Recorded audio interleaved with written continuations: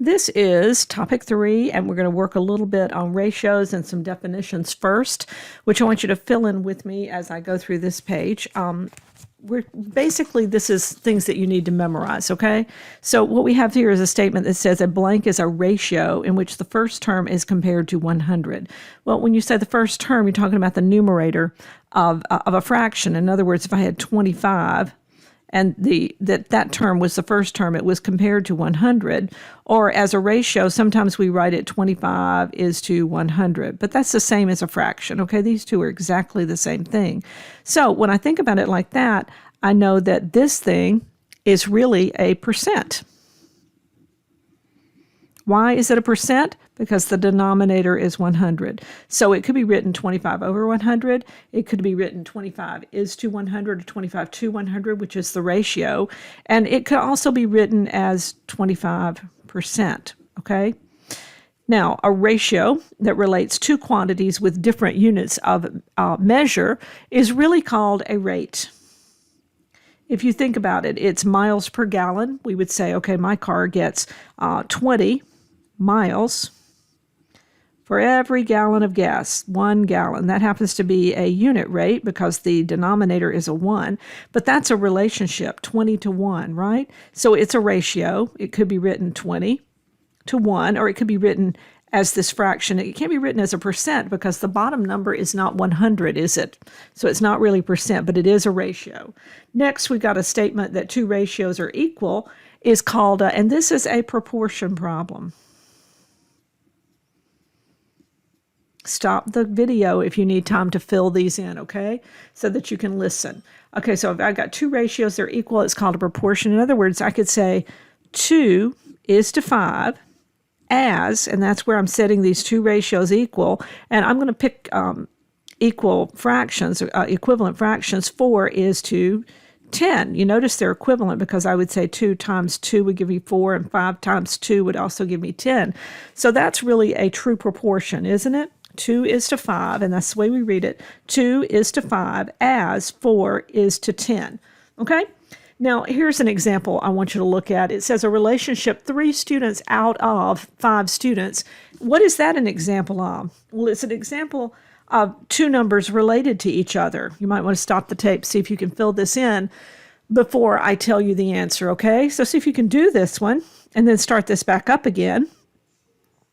And I would have said 3 students, right? I'll say students out of every 5 students, right? 3 out of every 5 students. That's a set relationship, isn't it, to each other? So it's going to be an example of a ratio, which looks like a fraction. Could be written 3 to 5.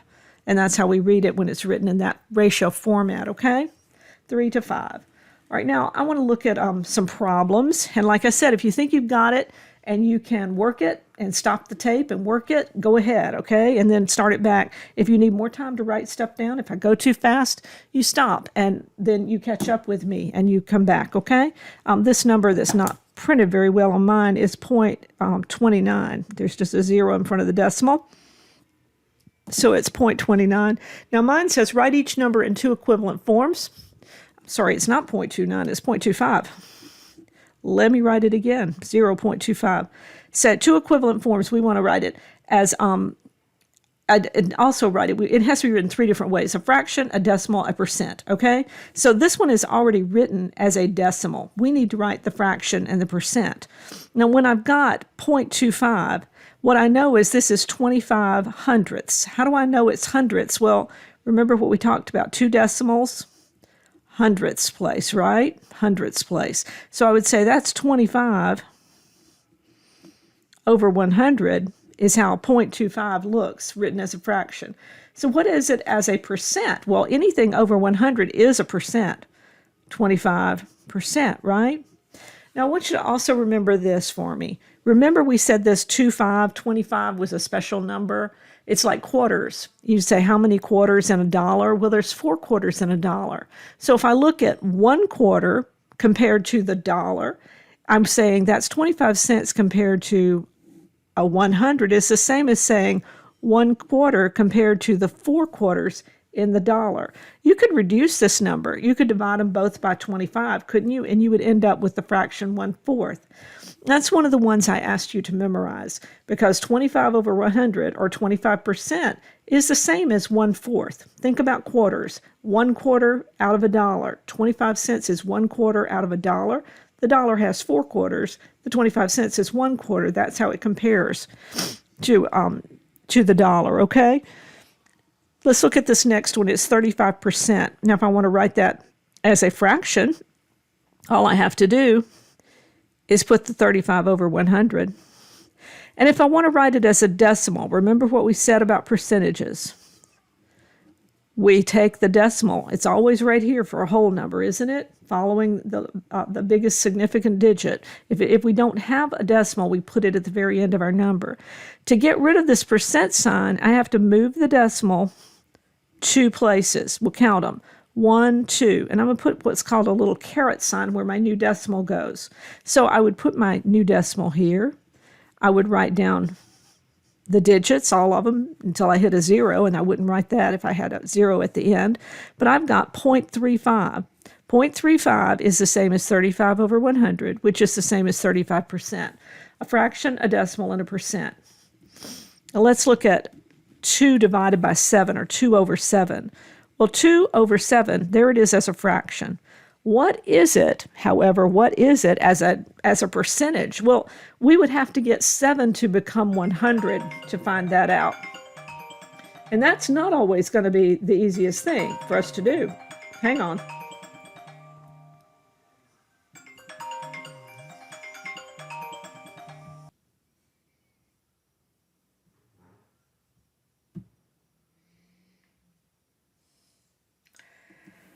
So for question 7, it's really 2 over 7. And the only way that we're going to be able to get this one to a decimal, or the easiest way to do it, is to take your calculator and divide. So I'm going to say 2 divided by 7, and I get a decimal that I'm going to round to the second decimal place, to the hundredths place. So since that next digit is a 5, it tells me to move the 8 up 1. So I'll go up to a 9 and call it 0.29. As a decimal, this is 0.29. Now that I know what it is as a decimal, I can easily get it to a percent. All I have to do is multiply it times 100%. I'll move the decimal 2 places to the right when I multiply times 100%, and it becomes 29. Add the percent sign, percent. So when we're changing it from a percent to a decimal, we take the decimal place and go 2 places to the left. But when we're changing from a decimal to a percent, we do the opposite. We add 2 decimal places to it, move it 2 places to the right, add the percent sign.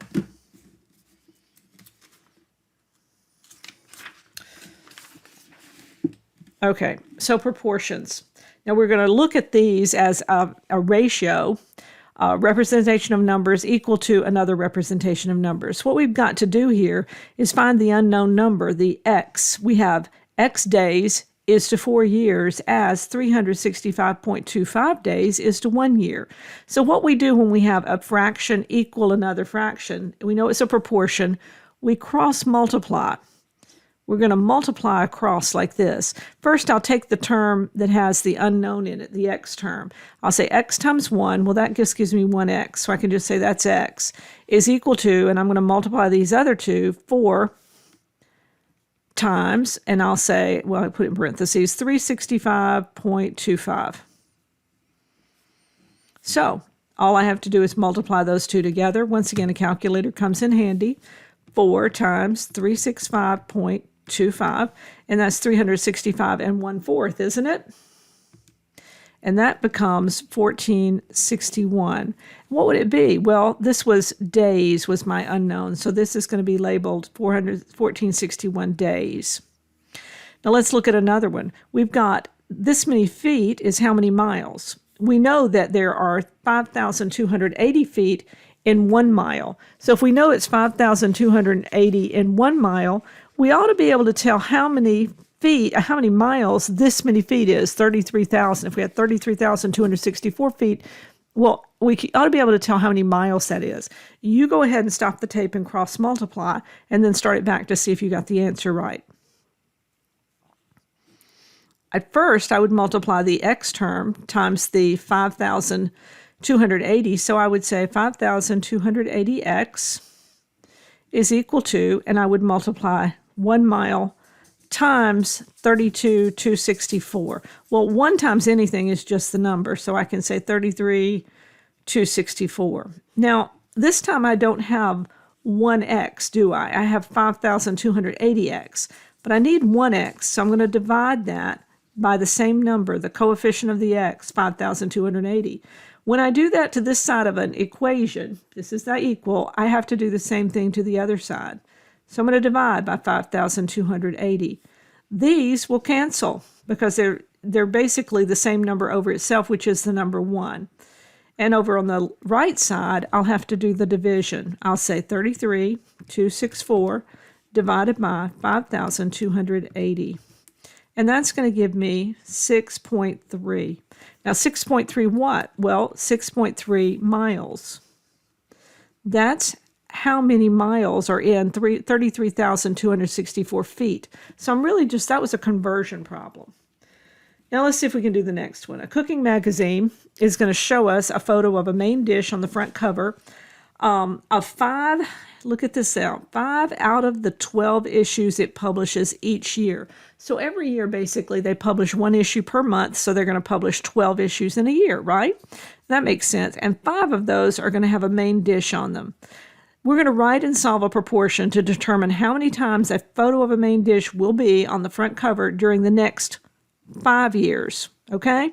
So they've given us several numbers. They said 5 out of 12. I can write a ratio because those numbers are directly related to each other. 5 what? Well, it says that there's a cooking magazine has a photo 5 times out of 12 issues, right? 12 is the issues, and 5 is the number of pictures or photos. I'm going to say 5 covers, right? They get 5 covers, cover pics, out of every 12 issues. Every time, 12 times the magazine is published, 5 of the covers are going to be the main dish. Okay? Now I'm going to set that equal to another ratio. And they've got to either give me total number of issues or the number of covers, but they told me they want me to find the number of covers that it would have. It says determine how many times a photo of a main dish will be on the front cover, right? How many times a photo of a main dish will be on the front cover? That's going to be X. In other words, how many covers is my X? How many covers are they going to have? Out of how many issues? Well, during the next 5 years. Well, now we know that every year, each year, see it says each year it does 12 issues, right? So how many issues does it do in 5 years? Well, 12 per year for 5 years would be 12 times 5, right? And if I say 12 times 5 in my calculator, I'm going to get 60. So it's going to have 60 issues over the 5-year period. Now, you finish it. Cross multiply and find out how many covers we're going to have over that 5-year period. First, multiply the one with the x. It's going to be 12 times x. And we'll set that equal to the others, which is 5 times 60. Well, let's see, 12x would then be equal to, and we'll say 5 times 60 is going to be 300. And now we're going to have to get 12x to become 1x, right? So we'll divide it by 12, which means we have to divide the other side by 12 too. And when we say 300 divided by 12, we get 25. X over here, these 12s canceled, didn't they? We had just 1x is equal to 300 divided by 12, which was 25. 25 what? Well, they're going to be 25 covers, right? Over 5 years, which is 60 issues, 25 times the main dish will be on the front cover of the magazine. Now, this is Kita's phone. It had a fully charged battery. With normal usage, her phone's going to last 18 hours. Now, so that means on a fully charged battery, charged to fully charged would be 100%, right? It's fully charged. Wouldn't we say that's 100% charged? With normal usage, her phone's going to last 18 hours. So that 100% charge is going to last 18 hours, right? How much time is left on Kita's phone battery with, if it has 12% charge left, how much do we have? I mean, how many hours do we have left if we got 12% of the battery left? So there's a lot of ways to work these problems, but I think one way you might think about it is she had 100% charged, right? We'll say, think about that as being the percent of the charge. And she's going to have left 12%, right? With 100%, she got 18 hours, didn't she? So the question is, how many hours would she have with only 12%? So we got percentages, both in the bottom. We've got hours in the top. And now we can solve it by cross multiplying. Go ahead and do that, and then check your answer. I'm going to say 100x here is equal to, and I'll multiply these two numbers, 18 times 12. That means, I'll go over here. Well, okay, 100x is equal to, and I have to do it with a calculator probably, 18 times 12, which came out to be 216. Now, how do I solve for this? Well, I have to take 100x and divide it by 100 and set that equal to 216 divided by 100, right? I'm just kind of carrying it over here. These two 100s will cancel, and I'll have x is equal to 216 divided by 100. When you divide by 100, you take the decimal and you move it 2 places to the left. So I will have 2.16. If you don't know how to do that, or if you question yourself, go ahead and say 216 divided by 100 and see what you get. Now, the next question is, why is 51% of a number more than half? Why is that more than half? What's half of a number as far as a percentage? Is 50%. Is half, right? Half of anything. Well, 51% would be 1% more, and that's the reason why.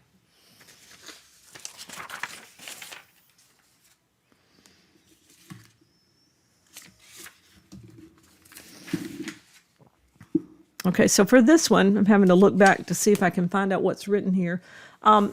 Just remember this: a percent is one way to represent the relationship between two quantities that generally that of a part to a whole. Okay, so what we have to remember is when we've got this percent equation or percent that we're talking about, is a percentage is a percent times the whole is going to give us just a part of the number. So this is an equation we want to remember, okay? We want to say the percent, it's a formula equation, whatever you say, want to think about it as, times the whole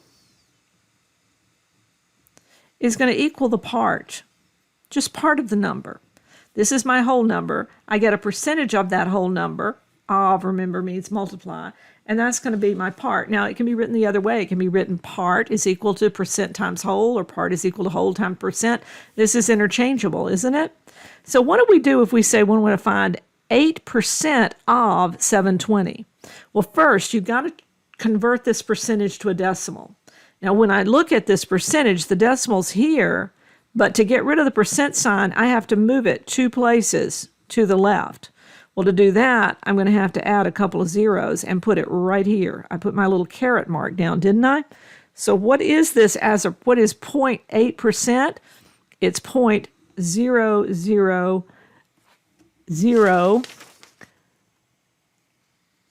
how did I get enough decimals?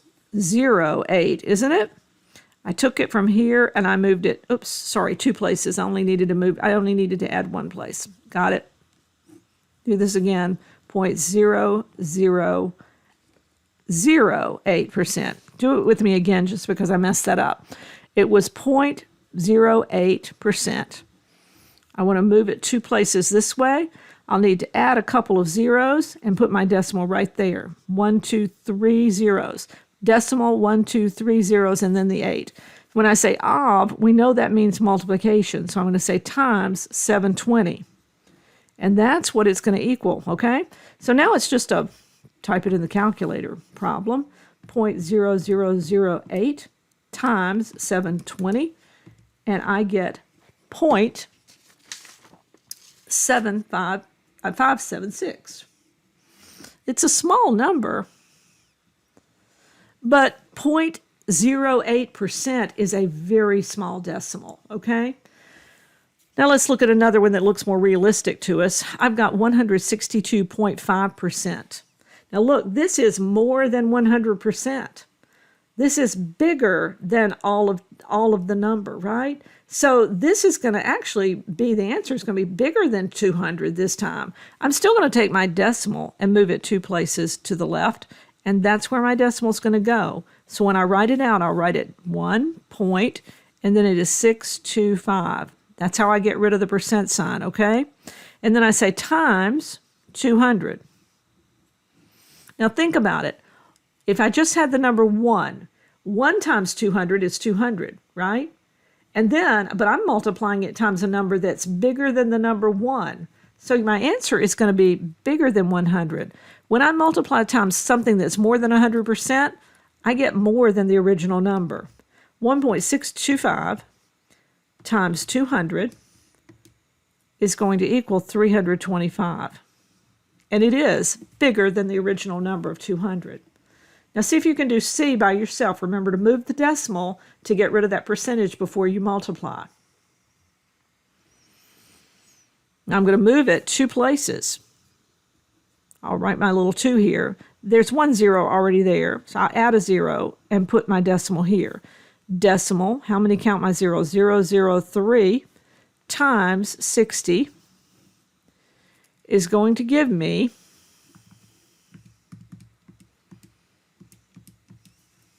0.18. Okay, hopefully you got that.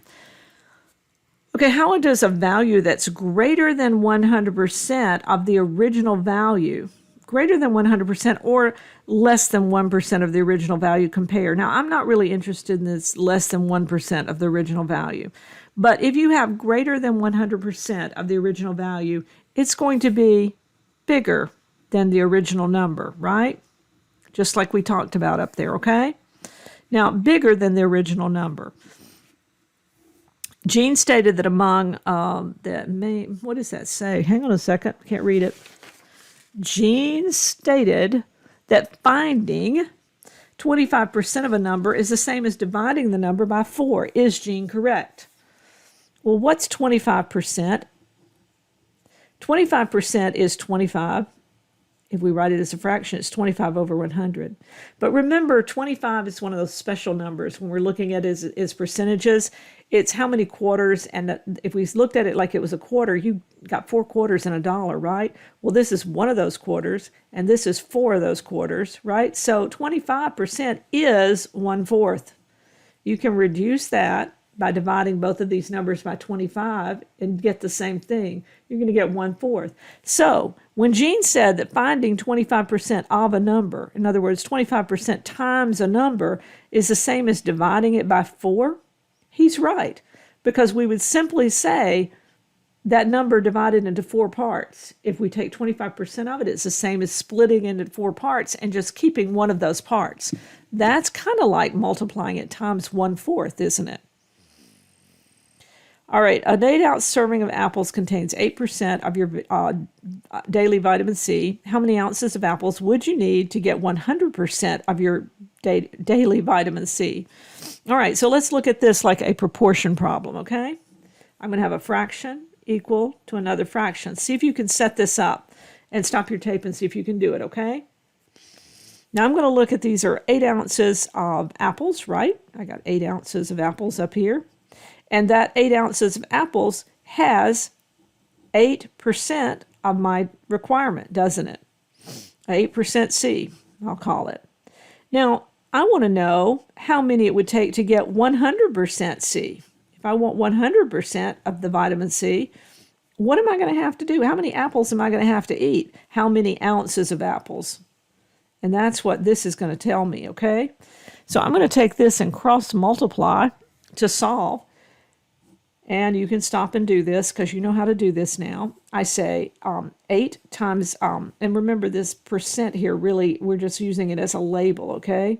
We're not really saying that's a percentage. It's the percent of vitamin C. So I'm going to say 8x is equal to 8 times 100. 8 times 100 is 800, isn't it? Isn't that 8 times 100? So now I'm going to divide both of them by 8, and I get x is equal to 100. So what I'm going to have is 100 ounces of apples to get my 100% requirement of vitamin C.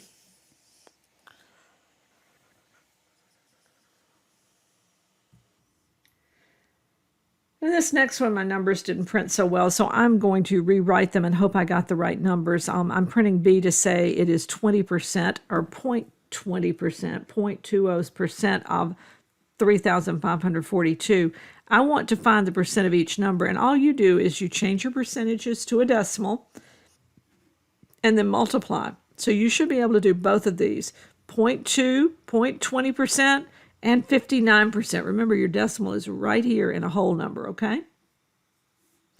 When I take that decimal and I move it 2 places, I end up putting it right there in front of the 5, don't I? So I say this is 0.59. Of is really times 640. And I can do this and say that comes out to be 0.59 times 640 rather. And I get 377.6. When I say 0.20%, well, I got to move it over here and I don't have enough zeros. I have 1 0. I'll add a 0 and put my decimal. Okay? I know that's confusing looking at it. Let's do it underneath so you can see what I've done. Now, I ended up taking away the percent sign when I moved the decimal. But look, I've got a trailing 0, don't I? A trailing 0 that's past the decimal is really not needed. I can cross that out. 0.002 is all I need times 3542. So I say 0.002 times 3542. And that's going to equal 7.084. Let's go ahead and leave all those decimals this time. Since it terminated, it did not keep on going, did it? All right. What's the next problem we've got?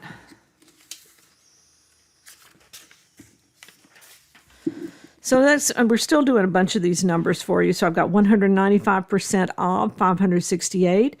And this next one is 74% of 920, right? All you're going to do is change these to decimals and multiply. So you should try both of those and then check your answer. I take my decimal here and I move it 2 decimal places. So it ends up being between the 1 and 9. 1.95. Of is times, so I say times 568. And then, let's see what that comes out to be. 1.95 times 568 comes out to be 1107.6. Whoops, 07.6, right? And then this is 74%. Well, the decimal was right here, so I'm going to move it 2 places. It ends up being right in front of the 7. 0.74 times 920. I'll do that one. 0.74 times 920. And I get 680.8. Okay, good. Hopefully you got that by now. Okay, let's look at 7. A local Little League has a total of 60 players. 80% of these are right-handed. So how many right-handed players do we have? So 80% of the players are right-handed, right? And I've got, instead of the way that this is working it, your book had you putting it as percentages and as proportions, and it's really not necessary to do that. We can say 80% of all the players, right? Isn't that what that whom means? So 80% of all players, you could say, are right-handed. Well, how many is all? All the players is, in this case, 60, has a total of 60 players. So I would write my statement, 80% of all the players, which is 60 players, are right-handed, right? Isn't that saying the same thing my problem says? When I say 80%, I move my decimal to get rid of that percentage sign. I change it to 0.8. Now remember, it's 0.80, but it's a trailing zero. It's a zero that's the ending zero past the decimal to the right of the decimal is not needed, is it? And then I say times 60. And what do I get? I think it's 48. 0.8 times 60 gives me 48 players, right? 48 players are right-handed. Right-handed, okay? All right, Sandra's volleyball team has a total of 20 uniforms. 20% are medium-sized uniforms. How many are medium-sized? 20% of what? 20% of all the uniforms are mediums? Read it and see. See if you can set this one up. And don't use this method. Use what we did up here, 20% of all the uniforms. This is all the uniforms, right? Total. Total tells us this is all. So I've got 20% of 20 uniforms. Of all the uniforms, that's 20 uniforms. Those are mediums, right? Are medium. So I will say 20%, putting my decimal right there, moving it 2 places. It ends up in front of the 2. When I write 0.2, I don't need the 0 because it's, like we said, trailing 0 past the decimal. Then I say times the 20 uniforms. Well, 0.2 times 20, when I look at that, is going to be 4. Now, you can do that with your calculator, okay? 0.2 times 20 would give you a 4. So what have we got? We got 4 medium uniforms, don't we?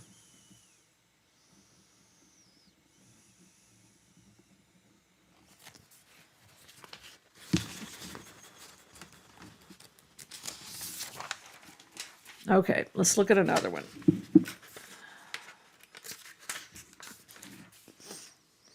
So Meg is a veterinarian, and every week, or in a given week, 50% of the 16 dogs she saw were boxers, okay?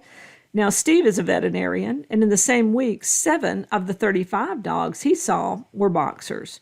Each wants to record the part, the whole, and the percent, okay? So what they're looking for is the part, the whole, and the percent. In each of these statements, for Meg and for Steve, you should be able to find all those pieces, okay? So let's look at Meg. She's a veterinarian. In a given week, it says 50% of the 16 dogs. Now, this is saying a percentage times the total, isn't it? To get the part, isn't it? We say percent times the whole, which is the total, right, equals the part. And that's what you have to remember, okay? I usually use, you can write the word percent, but I usually use the symbol percent, okay? So percent is 50%. For Meg, my percent is equal to 50%, isn't it? The whole is equal to how many dogs she saw total, 16 dogs. So what is missing? X, the part, is the unknown. So we call that X, don't we? Or N, or F, or whatever you want to call it. Okay, does Steve need to find the part, the whole, or the percent? Well, let's look at Steve. Steve's a veterinarian. In the same week, 7 of the 35 dogs. Now, I don't see a percentage in the information they gave me about Steve. So I'm thinking they have to find the percent. I'm saying the percentage for Steve is going to be the unknown X. What is the whole for Steve? You know, how many dogs did he see total? Well, 7 of the 35 dogs he saw. Well, the 35 is the total, isn't it? He saw 35 dogs. That's the whole. And what's the part that well, the part is the how many out of the 35, and the part is equal to 7 here. So we ought to be able to identify those pieces. Now, we can use our little formula up here to go and plug in and find the missing piece. In this case, it would be the percent. And in this case, for Meg, it would be the part. We'll do that in another problem. Olivia is a stockbroker, and she wants to make, she makes 4% of her sales in commission. And last week, she sold $7,200 worth of stock. Okay, so how much commission did she make? Well, 4% of her total sales is what it would be. Now, her sales is right here, 7,200. So they're asking us what is her commission would be 4% of her sales, right? Which is 7,200. So what would that be? Well, I'm going to have to change this to a decimal. Here's my original decimal place. I got to move it 2 places, right? So I'm going to have to add a 0 here and put it right there. So I'm going to have 0.04 times 7,200 is going to tell me how much she made in commission last week. 0.04 times 7,200, and she made $288. So now, if she were to average that same commission each week, how much would she make in a year? Now, each year has 52 weeks in it. So she makes $288, right, every week. How many weeks? 52. So you would take that 288 and you would say, multiply it times the 52 weeks, right? Because she's going to make this every week. And we would end up with how much she makes in a year. I got $14,976.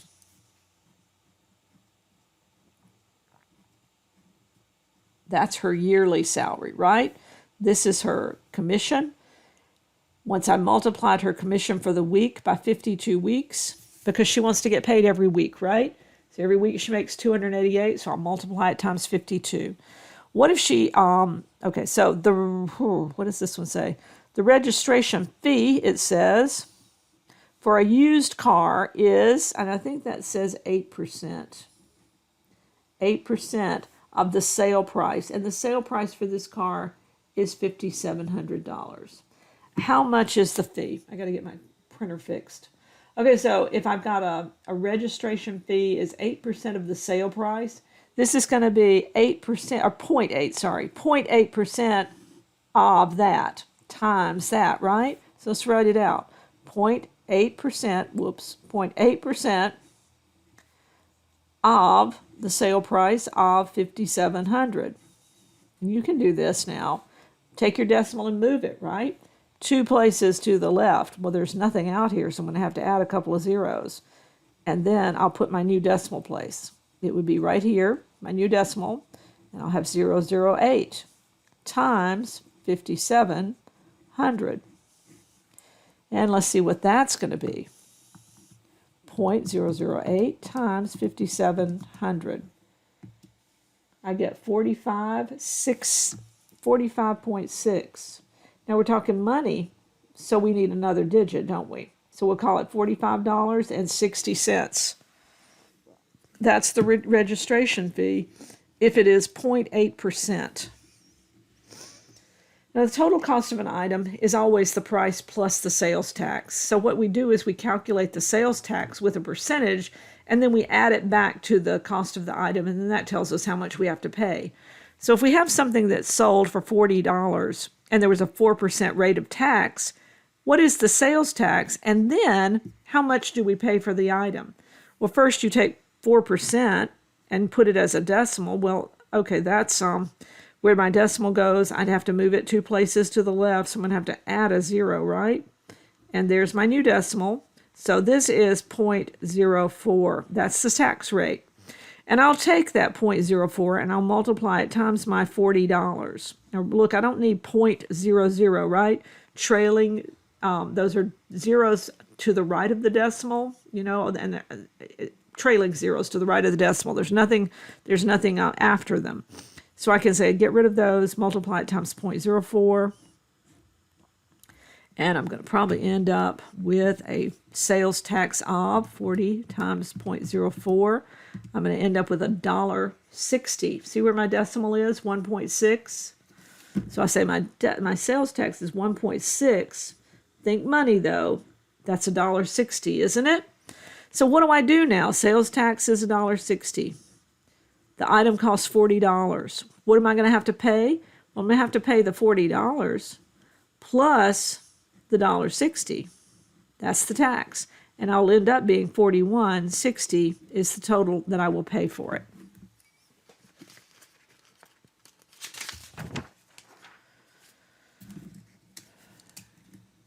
Okay, let's see how much more we got. Just a couple more pages. Let's see what we can get done tonight. All right, question 13. This says, is 700% of 5 less than 10 greater? Okay, well, is 700% of 5 less than 10, comma, greater than 10 but less than 100, comma, or greater than 100? So what we have to do is figure this out. What is 700% of 5? Well, guys, think about it this way, me.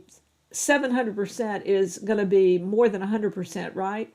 If I think about 100% of an item, of a number, whatever that number is the whole number, right? Of my number, I'll call it n, is all of the number, right? The whole thing, all of it. Well, what would 200% of that number be? 200% of n is going to be double, isn't it? Or 2 times the number. 2 times n, I'll say. Well, think about it. 300% of n, right? Whatever the number is. 300% of it is going to be 3 times, isn't it? 3 times as big, 3 times n. What's 700% of 5 going to be? Well, it's going to be 7 times the number, isn't it? So 700% of something is 7 times the number, and that number is 5, isn't it? So 7 times 5 is equal to 35, isn't it? And so it would be greater than 10 but less than 100. It's going to fall into this category. So now look at 250%. Now that's not, it's bigger than 2 times, but it's less than 3 times, isn't it? So we're going to go ahead and calculate this one. 250% of 44, right? Times 44. Well, my decimal is here. I'm going to move it 2 places, and I'll put my new decimal right there. So it's going to be 2.50, but I don't need the trailing 0 past the decimal. Multiplied times 44 is going to be 2.5 times 44, isn't it? Well, 44 times 2.5 is going to give me 110. So it's going to be greater than 100 but less than 150, isn't it? Falls into this category. Okay, this one says the seed and skin of an avocado is 30 to 40% of the avocado's weight. We got an 8-ounce avocado, so how much edible fruit does it have? Now I'm going to change your problem a little bit because this one would require you to work 2 percentages and say it's a range. It would be between these two numbers. Let's say it's about 40% of the avocado's weight. So the seed and skin is not edible, is it? We want to know how many ounces of edible fruit. So we've got to figure out how much seed and skin weighs and subtract it, don't we, from the 8 ounces that is in the avocado. In other words, we don't want to include the seed and the skin in this fruit. The seed and the skin is 40%, right? Well, we're going to say 40% of our 8-ounce avocado, right, is going to be not edible. Not edible, right? This is one time they gave us one thing and they asked us for the opposite. This is the not edible part. When I say 40%, I take my decimal, move it 2 places to the left, put my new decimal point. That's going to be 0.4 of is times 8 ounces. And I'm going to end up with, well, do it with your calculator, but it's going to be 3.2, isn't it? 3.2 ounces is not edible, okay? And then they said, how much is edible? Well, you got an 8-ounce avocado. 3.2 ounces is not edible. The rest of it is edible. So I take my 8-ounce avocado, I subtract out the inedible part, the 3.2 that's not edible, and I'm going to end up, let's see, what am I going to end up with? That's going to be 7 minus 3, or 4.8. Looks like what it would be, doesn't it? 4.8, about 4.8. I went ahead and changed it. Now, if you had done it the way they wrote it, you would have to do one of these percentages with 30 and one with 40 and say it's between these two numbers. But they don't do that in your answer key, so I'm assuming they don't really care that much. 4.8 ounces is edible, okay? This is the edible part. Remember, I just took this away from the problem, so I made it 40%. Okay, a new health drink has 130% of the recommended daily allowance for a certain vitamin. Look at that, more than 100%, right? This health drink has more than you need because it's got more than 100%. Okay, the recommended daily allowance is always called the RD